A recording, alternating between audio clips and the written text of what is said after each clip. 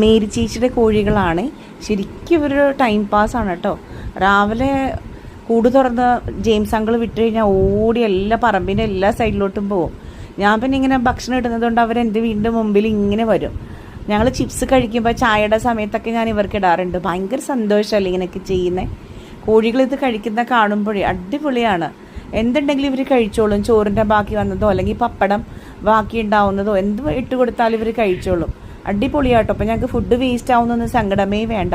ഇതേ കോഴികൾക്കിട്ടത് കാക്കകൾ തിന്നാൻ വരുമ്പോൾ കോഴികളിട്ട് ഓടിക്കുക കാക്കേനെ. കണ്ടില്ലേ, രസമാണ് കേട്ടോ. കാക്കകളും വന്ന് ഇടയ്ക്കിടയ്ക്ക് കഴിക്കുന്നുണ്ട്. ചാൻസ് കിട്ടുമ്പോഴേ എടുത്തവർ കഴിക്കുന്നുണ്ട്. അടിപൊളിയാണ്. ഇവിടെ എപ്പോഴും കോഴികൾ വരും. അതുകൊണ്ട് ഫുഡ് അങ്ങനെ വേസ്റ്റ് ആവുന്നൊരു ഇതില്ല. ചോറ് ഇത്തിരി ബാക്കിയുണ്ടെങ്കിൽ എനിക്ക് സന്തോഷമേ ഉള്ളൂ. കാരണം ഇത് കോഴികൾക്കിടാമല്ലോ എന്ന് വിചാരിച്ചിട്ട് എന്ത് ഫുഡ്, ചിപ്സ് ആണെങ്കിലും മിക്സ്ചറോ എന്തുണ്ടെങ്കിലും ഈ കോഴികൾ കഴിച്ചോളൂ. അടിപൊളിയാണ് ഇവർ. കാക്കകൾക്കിട്ടാലും കാക്കകളും വന്നോളൂ കേട്ടോ. അതുകൊണ്ട് ഭക്ഷണ വേസ്റ്റേജ് അങ്ങനെ ഒരു സംഭവം ഇല്ല. അടിപൊളിയാണ്. അതിൽ ഏറ്റവും നല്ലത് ഈ പൂവനാണ്. ഈ പൂവനാണ് എല്ലാ പെടയനെയും ഒക്കെ കറക്റ്റ് ഇങ്ങനെ കൊണ്ട് നടക്കുന്നത്.